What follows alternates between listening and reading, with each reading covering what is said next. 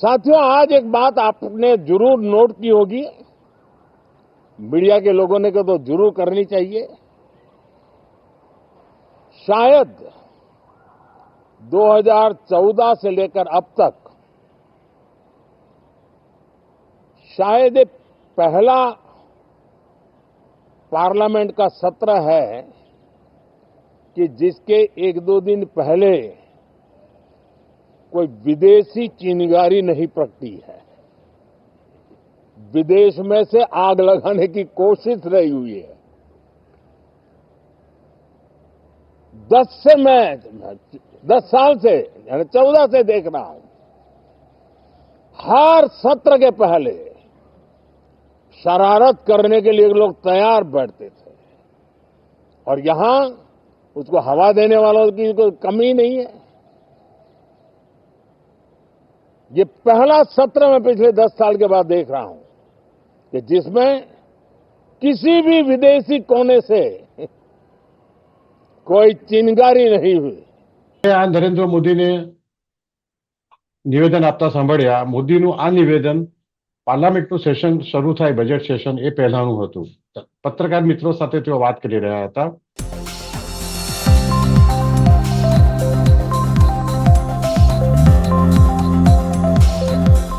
નમસ્કાર, હું છું વિક્રમ વકીલ અને આપ જોઈ રહ્યા છો હોટલાઇન ન્યૂઝ. કદાચ વડાપ્રધાન મોદીએ તેમની વડાપ્રધાન તરીકેની કારકિર્દીમાં પહેલી વખત ડીપ સ્ટેટ પર સીધો હુમલો કર્યો છે.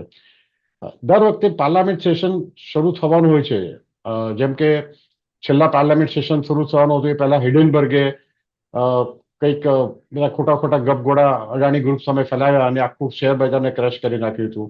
એ અગાઉ પણ 2014 થી 2024 સુધીમાં નરેન્દ્ર મોદીએ પણ જે કહ્યું આપણે સાંભળ્યું એ પ્રમાણે કે આ કેટલાક તત્વો આગ લગાડવાનું કામ કરતા હતા અને ભારતના કેટલાક વેસ્ટેડ ઇન્ટરેસ્ટ હતી. એટલે એમણે રાહુલ ગાંધીનું નામ નથી લીધું, પણ આપણે નામ લઈને કહીએ કે રાહુલ ગાંધી જેવો તરત જ એ વિદેશીઓની વાત પકડીને અહીંયા તોફાન મચાવતા હતા.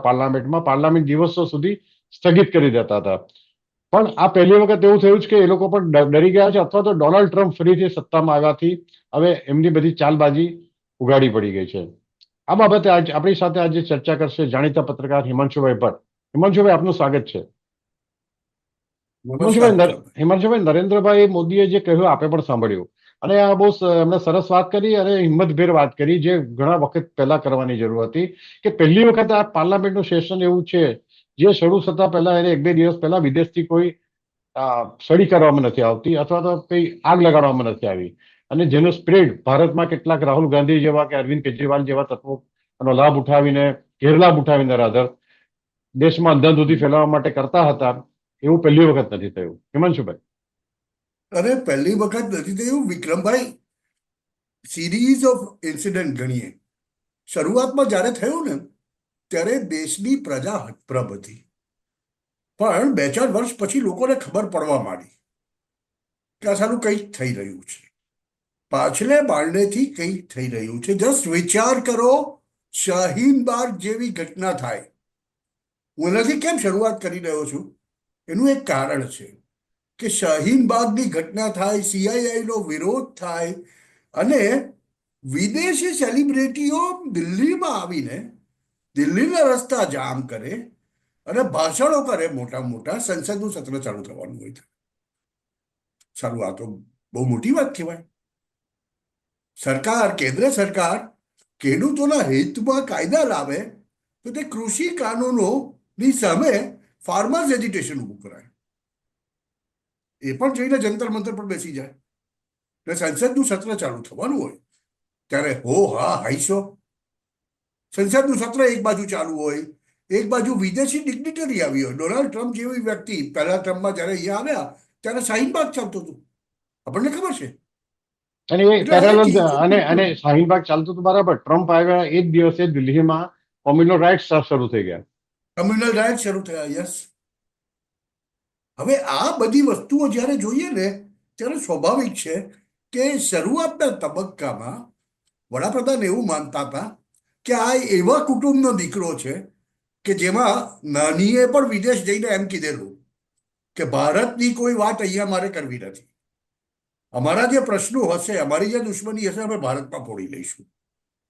ઇન્દિરા ગાંધીએ પણ કીધેલું પણ આ તો કમજાત નીકળ્યા, માફ કરજો શબ્દ પ્રયોગ માટે, કે આ તો બ્રિટનમાં જઈને, હાર્વર્ડમાં જઈને એમ કહે છે કે ભારતમાં લોકશાહી મરી પરવારી છે, યુરોપે ભારત આવીને ભારતીય લોકશાહી બચાવવાનું કામ કરવું જોઈએ.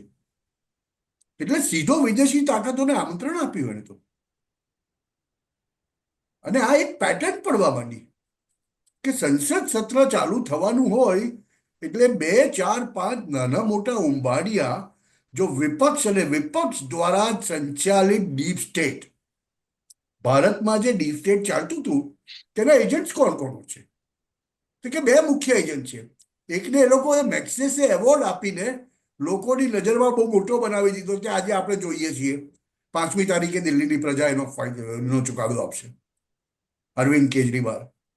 અને બીજા ગાંધીપુત્ર, જે પોતાની જાતને ઓરિજિનલ ગાંધી કરતા વધારે પાવરફુલ માને છે, એવું માને છે કે ભારત એમનું સાલિયાણું છે. એમના માટે તો ભારતમાં એ સત્તા સિવાય બીજું કંઈ ન કરી શકે, એ કે એમ જ ભારત ચાલવું જોઈએ. એટલે આપણે જોયું 2014 પહેલા આજ નહેરુ ગાંધી પરિવારના ફરજંદે વડાપ્રધાને આપેલો ઓર્ડિનન્સ બી ફાડી નાખ્યો, વટોકપ બી ફાડી નાખ્યો જાહેરમાં. અને એ પુરવાર કર્યું કે અત્યારે ભારત દેશની અંદર જો કોઈ સૌથી શક્તિશાળી હોય તો તે હું છું. પણ 2014 પછી સ્થિતિ બદલાવા માંડી. અને તમને એક પછી એક હું ગણાવું તો જુઓ, ખેડૂતોનું એજિટેશન, શાહીન બાગ, CII, પહેલવાનો, પછી BBC ની ડોક્યુમેન્ટરી, પછી હિન્ડનબર્ગ, અને આ બધું ઓછું હોય તેમ મણિપુર, દેશના ઉત્તર પૂર્વના રાજ્યને સળગાવવાની કોશિશ કરી. મણિપુરના રીતસર સળગાવવામાં આવ્યું છે સાહેબ. આ કુકી મૈતી તો વાત અલગ છે, કેમ અત્યારે કોઈ મણિપુર નથી કરતું? આપણને યાદ છે કે જ્યારે સામાન્ય ચૂંટણી પહેલા નરેન્દ્રભાઈ મોદીએ 2 કલાકનું સંભાષણ પાર્લામેન્ટમાં આપ્યું, ત્યારે સતત વિપક્ષી સભ્યો મણિપુર કરીને બૂમાબૂમ કરતા હતા. આ શું દર્શાવે છે? અને આના માટેના મારી તો સીધો સવાલ એ છે કે આના માટેના પૈસા ક્યાંથી આવતા? વિદેશથી આવતા. NGO પાસે સરકારે હવે એ તો બંધ કર્યા, FCRA લાયસન્સ કેન્સલ કરી દીધા બહુ બધી NGOનો. અને એમાં બાકી હતું તે ટ્રમ્પ સરકાર આવી. ટ્રમ્પ સરકારે આખી દુનિયામાં અમેરિકન એડ જો મળતી હતી અપાતી હતી, હિમાંશુભાઈ, તમે જે વાત કરી કે આજે દર સંસદનું સેશન ચાલુ થતું હતું એ પહેલા એક એજન્ડા નક્કી કરી લેવામાં આવતો હતો. એ એજન્ડા, તમે મણિપુરની વાત કરી એ તો બરાબર છે કે આપણે 4-5 સેશન સુધી એ જોયું. હવે આ વખતે કદાચ અટક્યું લાગે છે. પણ એ સિવાય પણ તમે લાસ્ટ પાર્લામેન્ટ સેશન ચાલુ થયું ત્યારે હિડનબર્ગનો રિપોર્ટ આવ્યો. એની અગાઉ પણ એક વખત હિડનબર્ગે જ એક બોગસ રિપોર્ટ પબ્લિક કર્યો હતો. અને પાર્લામેન્ટ સેશન ચાલુ થવાનું હોય ત્યારે એને શેર બજારને અસર થાય એવા ટાઈમિંગ સાથે કરતા હતા. એ સિવાય પણ તમને ખ્યાલ હશે ઘણી બધી વસ્તુઓ જે વિદેશમાં સ્ટાર્ટ કરવામાં આવે, જે મોદીએ કહ્યું એમ આજે કે ત્યાંથી ચિનગારી ચાંપવામાં આવે ને અહીંયા આગ લગાડી દે છે કેટલા લોકો. એવા બીજો 1-2 દાખલા આપો જેમાં આ વિદેશે પાર્લામેન્ટ સેશન ચાલુ થાય ત્યારે એ સમયગાળો ટાઈમિંગ સાથે જ આ લોકો આયોજન કરતા હતા. બીબીસીની ડોક્યુમેન્ટરી સાહેબ. જી, 20 વર્ષ પછી, ઘટનાના 20 વર્ષ પછી ગુજરાત ઉપર નરેન્દ્ર મોદી હત્યારો છે. યાદ કરો, સોનિયા ગાંધીએ કહેલું મોત કા સોદાગર. સોનિયા ગાંધીએ એમની હિન્દીમાં બહુ સ્પષ્ટપણે એક સ્પીચમાં ગુજરાતની અંદર કહ્યું કે મોત કા સોદાગર. એ જ વસ્તુને પુરવાર કરવાની કોશિશ બીબીસીની ડોક્યુમેન્ટરી દ્વારા આવી. અને એવું કહેવાતા હતા, એવું કહેતા હતા કે બ્રિટનની BBC એટલે તો આમ ને તેમ ને ફલાણું ને ઢીકણું.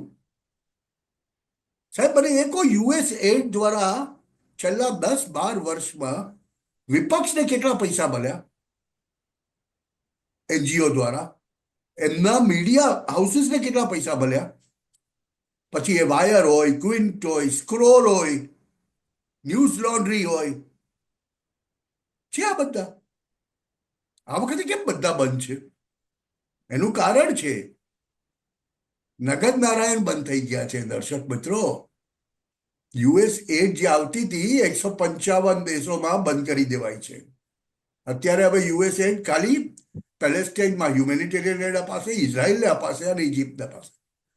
તે સિવાય દુનિયાના બધા રાષ્ટ્રોને અપાતી અમેરિકન એડ સ્ટેટ ડિપાર્ટમેન્ટ દ્વારા જુદા જુદા ફોર્મમાં અપાવી તે બંધ થઈ ગઈ છે. સાથે સાથે સોરોસનું જે ઓપન સોસાયટી ફાઉન્ડેશન હતું તેની ઉપર ભારત સરકારે સખત ચોકસી લીધેલો છે. એફસીઆરએ લાયસન્સો કેન્સલ કરી દીધેલા છે. એટલે સ્વાભાવિક છે કે એનજીઓ ફંડ નથી આપી શકતા. આ તમે જોઈ રહ્યા છો કે દિલ્હીની ચૂંટણીના પ્રચારમાં બી અરવિંદ કેજરીવાલની ચીખ કેમ નીકળી રહી છે. એટલે તમે પછી બીબીસી લઈ લો, પહેલવાનોનું એજિટેશન એટલે હિમાંશુભાઈ, એનો મતલબ એમ થયો કે નરેન્દ્ર મોદીનું આ જે સ્ટેટમેન્ટ છે એ બહુ સિગ્નિફિકન્ટ છે. તમે જે કહ્યું બીબીસીની ડોક્યુમેન્ટરી પણ પાર્લામેન્ટ સેશનની 48 કલાક પહેલા આ રિલીઝ કરવાના, પછી તો જો કે એના પર પ્રતિબંધ મૂકવામાં આવ્યો હતો, પણ એમણે પ્રયત્ન કર્યો હતો રિલે કરવા માટે. તો એટલે જે મોદીએ આજે જે સવારે પાર્લામેન્ટ સેશન ચાલુ થતા પહેલા પત્રકારોને સંબોધન કરતી વખતે આજે જે આપણે સાંભળ્યું બધાએ જે સ્ટેટમેન્ટ આપ્યું એ બહુ સિગ્નિફિકન્ટ અને બહુ અગત્યનું છે, બહુ પોઈન્ટેડ છે. ભલે એ 1.5 મિનિટનું જ છે, પણ એ 1.5 મિનિટમાં એમણે ઘણી બધી વાતો કરી નાખી છે. અરે 1.5 મિનિટમાં એમણે સ્પષ્ટપણે ડીપ સ્ટેટ ને એટલે જૂના ડીપ સ્ટેટના ટટ્ટુઓને, જોર્જ સોરોસના ટટ્ટુઓને, એના દીકરાને એલેક્સ સોરોસને બધાને ચીમકી આપી દીધી કે ભાઈ અમને ખબર છે, હવે અમે આ નહીં ચલાવીએ. પણ એમાં છે ભાઈ ડોનાલ્ડ ટ્રમ્પ ફરીથી એટલે મીન્સ કે સેકન્ડ ટર્મમાં પ્રમુખ બન્યા, એને મોદીના નિવેદનને કોઈ સંબંધ છે એવું લાગે છે તમને?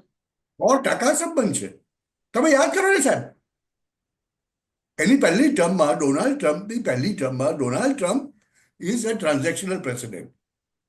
એ ડીલ કરવામાં માને છે. સાથે સાથે તમે એ યાદ કરો, ડોનાલ્ડ ટ્રમ્પે બહુ સ્પષ્ટપણે નરેન્દ્રભાઈ મોદીને કહી દીધેલું, હાઉડી મોદી કર્યું ત્યારે, કે ભારતીય ઉપખંડમાં તમારે જે કરવું એ કરો.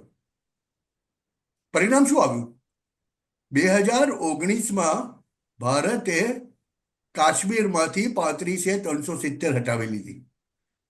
અમેરિકાએ ચૂકે ચા કર્યું? પાકિસ્તાન તો બહુ કૂદતું હતું. આ એ જ અમેરિકા છે જે એક સમય 71માં ભારત બાંગ્લાદેશને બચાવવા ગયેલું ત્યારે અમેરિકાએ પોતાનો નૌકા કાફલો મોકલી આપેલો ભારતીય સેનાને હટાવવા માટે. ડોનાલ્ડ ટ્રમ્પને ડીપ સ્ટેટ નથી જોઈતું. એ યુએસમાંથી પણ ડીપ સ્ટેટને ખતમ કરવા માંગે છે. એટલે બંનેના જે ઇન્ટરેસ્ટ છે નરેન્દ્ર મોદીના, એટલે ભારતના અને યુએસ, સરખા છે બંને. એટલે બંનેને સીધું લાગે છે સાહેબ, બંનેને સીધું લાગે છે. અને એટલા માટે તમે જોશો તો યુએસમાં જે સૌથી મોટા કામ શું થઈ રહ્યા છે કે વોક આઈડિયોલોજી ખતમ, એલજીબીટીક્યુ ખતમ, આમાં કોઈ કોમ્પ્રોમાઇઝ નહીં થાય. તમે ઇલીગલી યુએસની અંદર આવ્યા છો, તમે ગમે તે દેશના હોય, તમને ઉચકીને ફેંકી દેશે સરકારે ત્યાં અગાડી કશું. આ જ વસ્તુ ભારત કરવા જઈ રહ્યું છે. અને એટલે જયારે નરેન્દ્ર મોદી 1 મિનિટમાં જયારે દુનિયાને સંદેશો આપે છે કે પહેલી વખત કદાચ આ જે ડીપ સ્ટેટની ઇકોસિસ્ટમ છે તે ઇકોસિસ્ટમને અમે એટલા બધા ફટકા માર્યા છે કે હવે એ ડીપ સ્ટેટની ઇકોસિસ્ટમમાં તાકાત નથી રહી કંઈ પણ ઊભું કરવાની. અને હું આ રીતે જોઉં છું, અને આ સીધો પડકાર છે. અને હિમાંશુભાઈ, નરેન્દ્ર મોદીએ આ સંદેશો દેશના અંદર રહીને દેશને ખોખરો કરનારા, ખાલી કરનારા, કરડી ખાનારા ઉદ્યોગોને પણ આપ્યો છે ઇનડાયરેક્ટલી, કે ભાઈ હવે તમે એક્સપોઝ થઈ ગયા છો, ઓળખાઈ ગયા છો, એટલે હવે તમારું કંઈ વધારે ચાલવાનું નથી. હિમાંશુભાઈ, આપ અમારી સાથે જોડાયા બદલ ખૂબ ખૂબ આભાર. આવા પ્રકારના વિડીયો તમને જોવા ગમતા હોય તો હોટલાઇન ન્યૂઝ ચેનલને લાઇક, શેર અને સબસ્ક્રાઇબ કરો.